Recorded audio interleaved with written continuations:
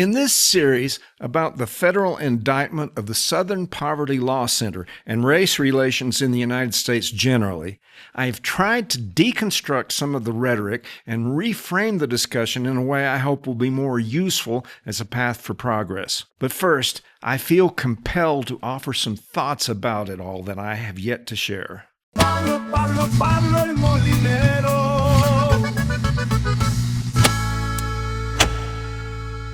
Presumably, making real progress in the area of race relations and the societal ills related to the issue requires a kind of whole-of-society approach. What I mean is, the path to workable solutions will be smoother if larger parts of the population can be incorporated to support the efforts. I have taken some pains to acknowledge that I am not a victim of some of the injustices suffered by some of my compatriots. I am not a member of an oppressed minority. As such, I have pointed out that I have no way of truly understanding how some of those others may feel. I can't, for example, pretend to explain the black experience. But then the same holds true for others who cannot understand how others may feel when being expected to respond for the sins of the past. Let's begin with a discussion of slavery. I must again point out that I don't pretend to be a spokesman for anyone but myself, and yet I suspect that there are many who can relate to what I am going to say.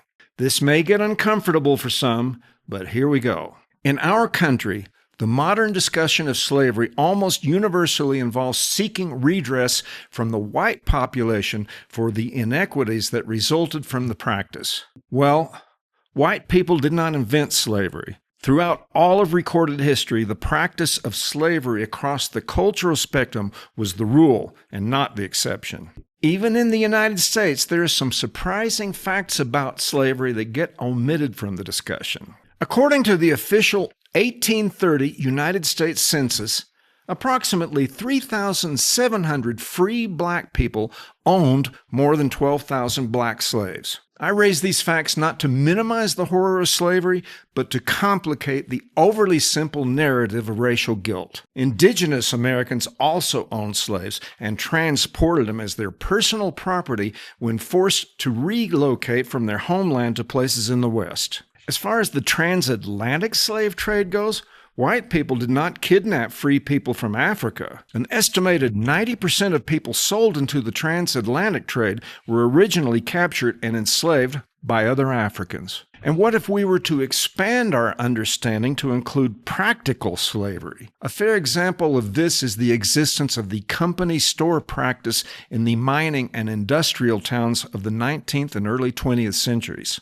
Workers were paid in scrip, company-owned tokens or paper that had no value anywhere except in the businesses owned by the company.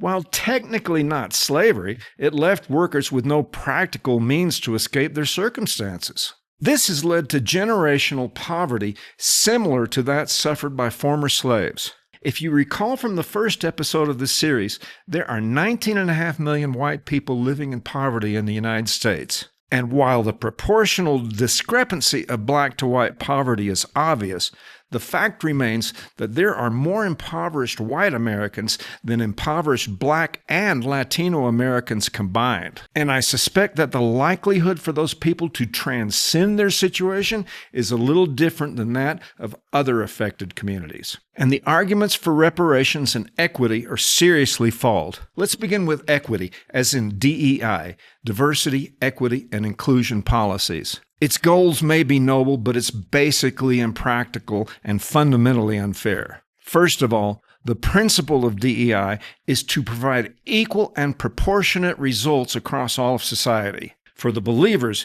equity equals equality and therefore fairness. Well, this is nonsense. Life is not fair. It's not fair that other people are smarter, more talented, and better looking than me, but that is the way it is. Anyway, there are efforts by some to achieve equity by lowering standards in schools and professional settings. Some of the corrective measures being proposed are mind-blowing. For example, there are actually people who insist that arriving at the right answer in mathematics and having students show how they arrived at the answer somehow perpetuates white supremacy. Sorry, but math is not racist.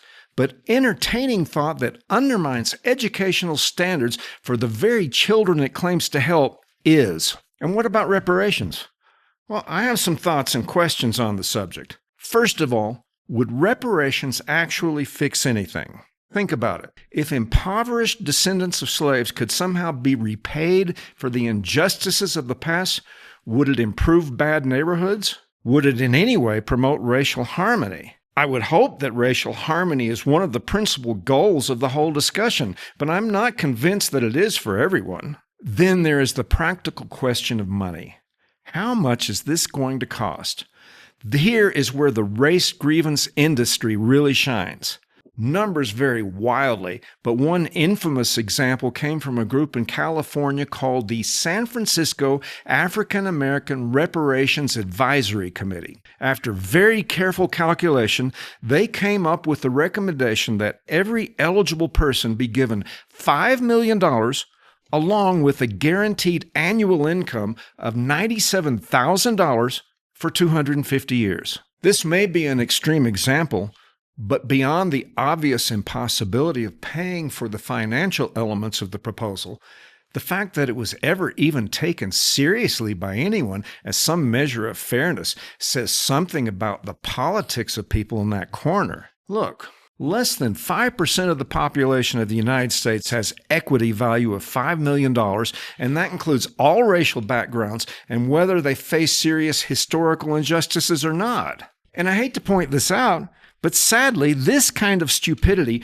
often defines how many view the entire race grievance industry. That in itself isn't fair, and it detracts from the work of serious people to find serious and workable solutions to the problem of poverty in our country. So, what can we do about these serious issues anyway? I don't believe that there is one solution that can fix problems in the short term. Schools need to be improved, and the early emphasis should be on reading skills for children. There are plenty of studies, such as the one from the Anne E. Casey Foundation, that have shown how the lack of reading skills contribute to economic failure and generational poverty. These conclusions apply to everyone, regardless of race or geography. Many large urban public school systems have failed in ways that I have already described in part 2 of this series. Perhaps charter schools funded by money already allocated for education could be part of the solution. This would be especially true if the schools actually had to compete for student enrollment. Better schools get more students. Still, children need parents who will be motivated to search for those opportunities, and that puts the impetus on individual parents. Neighborhoods need to be made safer. The defund the police movement has done nothing to help people in underprivileged neighborhoods. Police need to go where the problems are. Some people, especially on the political left, see policing in poor neighborhoods as racist, but I see the tolerance of the failed results in those areas as even more racist. How can anyone ignore the fact that more than half of all murders in the United States are a result of black-on-black crime? That is true inequity. There are other factors that lead to poverty that I feel less qualified to talk about at length, but there is a body of evidence that shows a correlation between two-parent households and generational poverty. I assume that we are talking about the breakdown of the family structure and traditional values in general. Also, I believe that people would benefit by seeking a path to a spiritual relationship with God. That's my point of view anyway. As far as groups like the SPLC go, well, I don't know. I hope it's not true that they were artificially fomenting racial tension to raise more money, but we'll see what the evidence says. That's what trials are for. My point is that sometimes our focus is on the wrong element of the problem. Of course, we have to have legal systems that treat everyone equally, and that hasn't always been the case in our country. My honest feeling is that the ultimate goal should be to live in a society where race is not even an issue. Perhaps it has to be part of an evolutionary process. Fairness is a relative goal and often the result of some level of compromise. I do hope you have enjoyed this series. If you did, please give us a thumbs up and subscribe to the channel. Also, feel free to leave your comments, especially if there are serious factual errors that I need to address. I hope you will consider sharing this series and this channel with your friends. Feedback and sharing would really help us out. Thanks again for watching. This is Pablo El Molinero.